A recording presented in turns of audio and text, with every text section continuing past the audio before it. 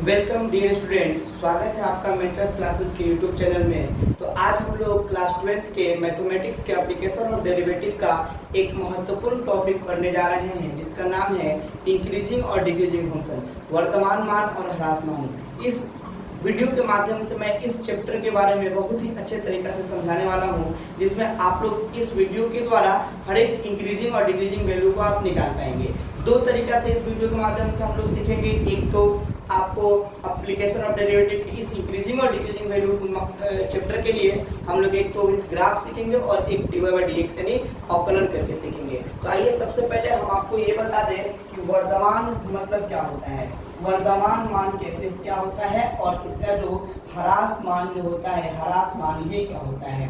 तो जब हम किसी ग्राफ के अंदर किसी भी ग्राफ के अंदर जब अगर हम लेफ्ट हैंड से राइट हैंड के साइड में जब हम चलते हैं, जब लेफ्ट हैंड के से राइट हैंड के साइड में चलते हैं और ये बढ़ते जाते हैं, तो इस वैल्यू को लेफ्ट हैंड से राइट हैंड की तरफ जब चला जाता है तो इस वैल्यू को हम लोग बोलते हैं इंक्रीजिंग बोला जाता है। इसको बोलते हैं हम लोग इंक्रीजिंग। और जब भी हम लेफ्ट हैंड से राइट हैंड की तरफ ही चलते हैं और ये वैल्यू जब घटने लग जाए, तो इस वैल्यू को हम लोग बोलते हैं डिक्रीजिंग। इस वैल्यू को बोलेंगे हम लोग डिक्रीजिंग। इसे बोला जाता है वर्तमान और इसे बोला जाता है ह्रास मान। मतलब ये है कि दोनों कंडीशन में हम वर्तमान और ह्रास मान के लिए हम लोग लेफ्ट से राइट की तरफ, कर्व के अंदर, ग्राफ के अंदर हम लोग लेफ्ट से राइट की तरफ ही चलेंगे, हमेशा लेफ्ट से राइट की तरफ चलेंगे। लेकिन ये कर्व वर्तमान के लिए लेफ्ट से राइट की तरफ बढ़ेगा, ऊपर की तरफ बढ़ेगा, और ये लेफ्ट से राइट की तरफ नीचे की तरफ बढ़ेगा। तो जो कर्व लेफ्ट से राइट की तरफ ऊपर की तरफ बढ़ रहा है वो कहलाएगा इंक्रीजिंग फंक्शन, और जो फंक्शन लेफ्ट से राइट की तरफ तो बढ़ रहा है लेकिन नीचे की तरफ बढ़ रहा है तो ये कहलाएगा आपका decreasing function. I think increasing और डिक्रीजिंग फंक्शन आपको समझ में आ गया होगा। लेकिन कुछ ऐसे इसके ग्राफ होते हैं जिस ग्राफ में जो वैल्यू होता है थोड़ा सा लेफ्ट से राइट की तरफ तो बढ़ता है, फिर लेफ्ट से राइट की तरफ फिर घटने भी लगता है, तो उसको हम लोग क्या बोलेंगे। मतलब ये है कि ग्राफ में वो वैल्यू तो आगे जाता ही है, लेकिन वो फिर ये लेफ्ट हो गया और ये हमारा राइट हो गया, ये लेफ्ट हो गया, ये राइट हो गया। यहाँ से ये वैल्यू चला और चलते चलते फिर यहाँ जाके घट गया। इसका मतलब है कि ये किसी बिंदु पर यहाँ से जा करके ये घटना शुरू हो रहा है, यहाँ से ये घट रहा है। इसका मतलब ये है कि यहाँ से यहाँ तक आपका इंक्रीजिंग हुआ, यहाँ से यहाँ तक इंक्रीजिंग, और इसके बाद यहाँ से ये डिक्रीजिंग शुरू हुआ, इसके बाद यानी घटना शुरू हो गया। इसका मतलब ये है कि ये ग्राफ बोला जाएगा कि नाइदर इंक्रीजिंग नॉट डिक्रीजिंग। ये क्या बोला जाएगा, नाइदर इंक्रीजिंग और नॉट डिक्रीजिंग। इसको हम लोग बोलेंगे कि नाइदर इंक्रीजिंग और नॉर डिक्रीजिंग। इसको बोला जाएगा नाइदर इंक्रीजिंग नॉट डिक्रीजिंग। ना वर्तमान और ना ह्रास मान। मतलब यह है कि किसी समय ये ग्राफ बढ़ रहा है तो किसी समय ये घट भी रहा है, इसलिए इसको नाइदर इंक्रीजिंग और नॉट डिक्रीजिंग बोला जाएगा। मतलब ये तीनों कंडीशन फॉलो करेंगे। कई बार ये ग्राफ बढ़ेंगे भी, लेफ्ट से राइट की तरफ जब चला जाएगा तो ये ग्राफ बढ़ेंगे भी, और कई बार ये ग्राफ बढ़ करके यहाँ से ये फिर घटने भी लगेंगे। तो ऐसे ग्राफ को हम लोग नाइदर इंक्रीजिंग नॉट डिक्रीजिंग बोला जाएगा। ना ही ये वर्तमान मान है और ना ही ह्रास मान है, क्योंकि ये बढ़ भी रहा है और ये घट भी रहा है। एक होता है आपका, एक और ग्राफ के माध्यम से हम आपको बता दें, यहाँ पर आप अगर एक और ग्राफ देखेंगे, एक ग्राफ में तो जब लेफ्ट से राइट की तरफ हम चलेंगे, लेफ्ट से राइट की तरफ जब हम चलेंगे, यहाँ से लेफ्ट से राइट की तरफ चलेंगे, चलने के बाद ये लाइनिंग स्ट्रेट हो जाता है, ये लेफ्ट और ये राइट। ये ग्राफ जो हमने खींचा, ये ग्राफ क्या हुआ, ये इंक्रीजिंग तो हुआ, लेकिन इंक्रीजिंग होने के बाद ये एक किसी पॉइंट से स्ट्रेट हो गया। इसका मतलब ये कांस्टेंट हो गया, ये चर हो गया।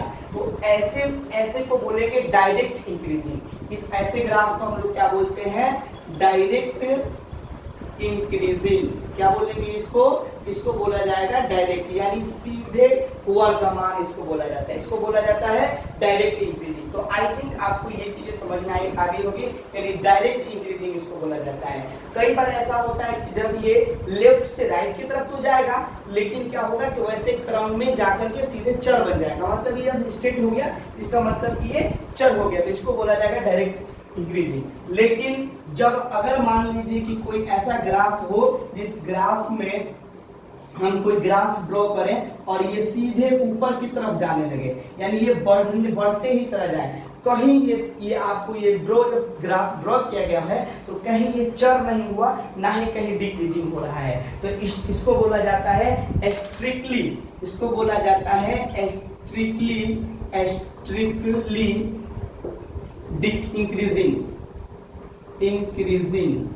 स्ट्रिक्टली इंक्रीजिंग बोला जाता है।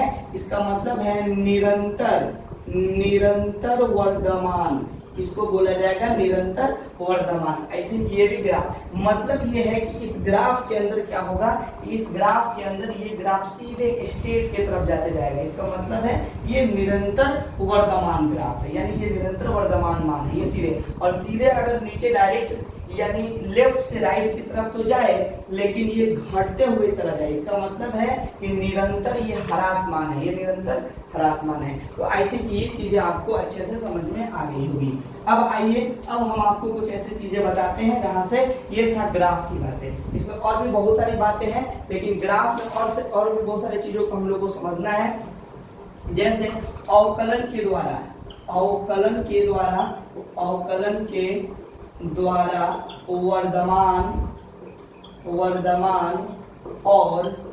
वर्धमान और ह्रासमान ज्ञात करना, वर्धमान और ह्रासमान ज्ञात करना। तो सीधा से सीधा हम क्या करेंगे, वर्धमान मान के लिए और ह्रासमान के लिए हम बहुत ही आसान तरीके से इसका कंडीशन फॉलो करा देते हैं, दो कंडीशन में, कि अगर कोई फंक्शन इंक्रीजिंग हो, अगर कोई वैल्यू इंक्रीजिंग पॉइंट हमें निकालना हो, इंक्रीजिंग वैल्यू, इसका मतलब है कि अगर हम लोगों को वर्धमान ज्ञात करना हो, तब हम क्या करते हैं कि f dash x greater than 0, ये हो गया हमारा फंक्शन के अकॉर्डिंग। अगर हमारे पास dy बटा dx दिया गया हो तो हम dy बटा dx से हम ग्रेटर देन 0 करेंगे तो हमारा वर्धमान वैल्यू प्राप्त हो जाएगा, मतलब उस फंक्शन का डेरिवेटिव ग्रेटर देन 0 होना रखेंगे और उसके बाद उसका वैल्यू निकालेंगे तो हमारा वर्धमान मान मिलेगा।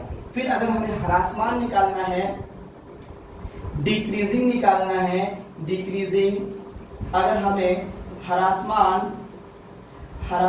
निकालना है, डिक्रीजिंग अगर हमें ह्रासमान निकालना है, तो ऐसे कंडीशन में, ह्रासमान के कंडीशन में हम क्या करते हैं कि f dash x less than 0, इसका मतलब है कि dy बटा dx लेस देन 0। मतलब इसको फिर से बताया जाए कि अगर आप वर्धमान मान निकाल रहे हैं तो दिए गए फंक्शन का सबसे पहले आप अवकलन करेंगे, f डैश x का मतलब होता है अवकलन, पहले उसका अवकलन करेंगे, या फिर आप dy बाई dx निकाल लेंगे और निकालने के बाद पूरे फंक्शन को 0 से छोटा बड़ा दिखाएंगे, यानी ग्रेटर देन 0 के 0 लिखेंगे पूरे फंक्शन को, तो वहां से जो वैल्यू मिलेगा वो हमारा वर्धमान मान होगा। और अगर आपको ह्रासमान दिखाना है तो दिए गए फंक्शन को हम लोग लेस देन करेंगे, लेस देन 0, दिए गए फंक्शन का पहले डेरिवेटिव किया जाएगा, उसके बाद लेस देन 0 करेंगे, तब हमें ह्रासमान मिलेगा। आई थिंक ये चीजें क्लियर हो गई होगी। आइए अब हम समझते हैं एक एग्जाम्पल के द्वारा इसका ह्रासमान और वर्धमान मान कैसे निकाला जाए। ठीक है, जैसे हमारे पास एक प्रश्न है, जैसे ये बोला जाएगा कि fx बराबर 2x, fx बराबर x स्क्वायर माइनस का 4x माइनस प्लस 3 है ना, का वर्धमान और ह्रासमान ज्ञात करें। ज्ञात करें। ये हमारे पास एक प्रश्न है, एग्जाम्पल ही इसको समझ ले रहे हैं, एग्जाम्पल है। अब हम इसका ह्रासमान और वर्धमान मान ज्ञात करना है। तो सबसे पहले ह्रासमान और वर्धमान निकालने के लिए हमें f(x) का f डैश x करना पड़ेगा। जैसे इसका अवकलन अगर हम करते हैं, इसका हम f डैश x करते हैं तो हमें क्या मिलेगा, 2x माइनस का 4 मिलेगा।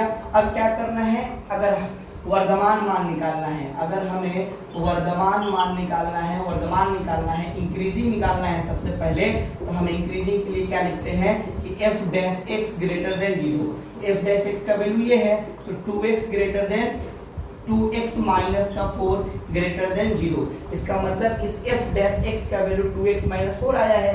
अब माइनस 4 उधर भेज देंगे, 2x ग्रेटर देन माइनस 4 ये कट जाएगा, तो x ग्रेटर देन माइनस 2 आ जाएगा। इसका मतलब ये है कि इस x का मान माइनस 2 से बड़ा होना चाहिए। तो अगर हम नंबर लाइन अपलोड करना चाहेंगे तो बहुत आसान से नंबर लाइन अपलोड कर सकते हैं। ये माइनस इन्फिनिटी हो जाएगा, ये प्लस इन्फिनिटी हो जाएगा। तो अब क्या करना है हमें, होलो स्फीयर जो है वो एक ग्रेटर देन की तरफ जाएगा। तो हम इसके लिए क्या करेंगे कि x का मान माइनस 2 से बड़ा होना चाहिए, x का मान माइनस 2 से बड़ा होना चाहिए। तो माइनस 2 से बड़ा का मतलब हुआ कि हमारा इंक्रीजिंग वैल्यू जो मिला माइनस 2, यानी इंक्रीजिंग जो बिंदु मिला वो माइनस 2, प्लस का इन्फिनिटी मिला, माइनस 2 से बड़ा की तरफ। ठीक है, अब ऐसे ही डिक्रीजिंग निकालना है, ऐसे ही ह्रासमान निकालना है। तो हम क्या करेंगे, ह्रासमान के लिए f dash x less than 0 होता है। तो f डैश x का वैल्यू क्या मिला है हम लोगों को, तो 2x माइनस का 4 लेस देन 0, वही हो जाएगा x लेस देन। इसको उधर भेज देंगे तो ये प्लस में चला जाएगा, सॉरी ये प्लस में रहेगा, ये प्लस में, क्योंकि माइनस उधर गया तो ये प्लस में चला गया। ठीक है, ये प्लस में रहेगा वैल्यू, तो प्लस में हो जाएगा इधर, तो 2x लेस देन 4 कट जाएगा, x लेस देन ये हो जाएगा 2 आपका। अब वही क्या बोल रहा है, ये इसका x का मान 2 से छोटा होना चाहिए। तो हम लोग इसका डिक्रीजिंग फंक्शन जो निकालेंगे माइनस इन्फिनिटी से 2 हो जाएगा। तो एक आंसर ये हो गया और एक आंसर आपका ये हो गया।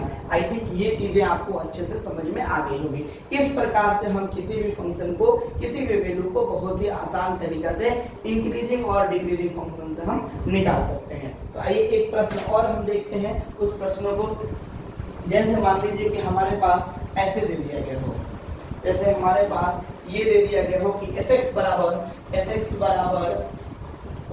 4x माइनस का या फिर 2x स्क्वायर माइनस का 3x प्लस का 4 दे दिया गया हो। तो सबसे पहले f डैश x इसका निकालेंगे, तो ये हो जाएगा 4x माइनस का 3 हो जाएगा। ठीक है, अब हम लोगों को अगर वर्धमान मान निकालना है, सबसे पहले तो हमें ये देखना है इसका डेरिवेटिव करना है, फर्स्ट टाइम डेरिवेटिव करना है। जब फर्स्ट टाइम डेरिवेटिव हो जाए तो इसका वर्धमान मान निकालिए। तो वर्धमान जब आप निकालेंगे यहाँ से, तो क्या लिखेंगे, f डैश x है ना ग्रेटर देन 0। तो f डैश x क्या मिला है, तो 4x minus 3 greater than 0, minus 3 को उधर भेजा जाएगा, तो 4x ग्रेटर माइनस से प्लस में चला जाएगा, x ग्रेटर गुना से भाग में जाएगा 3/4। अब क्या करेंगे, अब एक हम लोग नंबर लाइन बनाएंगे जिसका वैल्यू मिल गया है 3/4, बीच में करेंगे। इधर होता है माइनस इन्फिनिटी, उधर साइड लेफ्ट साइड में राइट साइड में होता है प्लस इन्फिनिटी। जब ये दोनों हो जाएगा ऐसे लिख देंगे। तो क्या बोल रहे हैं, x का मान 3/4 से बड़ा, तो 3/4 से बड़ा, हम इधर जाएंगे तो बड़ा आएगा, यानी x का मान 3/4 से बड़ा, इधर जाएंगे तो बढ़ेगा और इधर जाएंगे तो घटेगा। तो ये इंक्रीजिंग फंक्शन जो इंक्रीजिंग वैल्यू हो गया वो 3/4 इन्फिनिटी, ये हो गया। अच्छा, अब अगर हम इसी को क्या देखेंगे, डिक्रीजिंग फंक्शन देखेंगे, तो सीधा सीधा है डिक्रीजिंग अगर फंक्शन आप देखिएगा, डिक्रीजिंग के लिए क्या हो जाएगा, ये वैल्यू आया है वही हो जाएगा लेस देन 3/4। अब इस पे देख लीजिए 3/4, तो ये नंबर इधर आएगा, कम बोल रहा है, तो इसका डिक्रीजिंग का जो आंसर हो जाएगा वो माइनस इन्फिनिटी से 3/4 हो जाएगा, यही हमारा आंसर हो जाएगा। आई थिंक इतनी चीजें आपको समझ में आ जानी चाहिए। तो ये चीज आप नोटबुक में नोट कर लेंगे और इस एग्जाम्पल को आप 2 से 3 बार बनाएंगे। उम्मीद करते हैं कि ये वीडियो आपको अच्छा लगा होगा। अगर अच्छा लगा है तो आप लाइक जरूर करें, ज़्यादा से ज़्यादा लोगों के पास शेयर करें और एक छोटा सा प्यारा सा कमेंट जरूर करें। मिलते हैं हम लोग अगले वीडियो में, तब तक के लिए दैट्स ऑल, थैंक्स।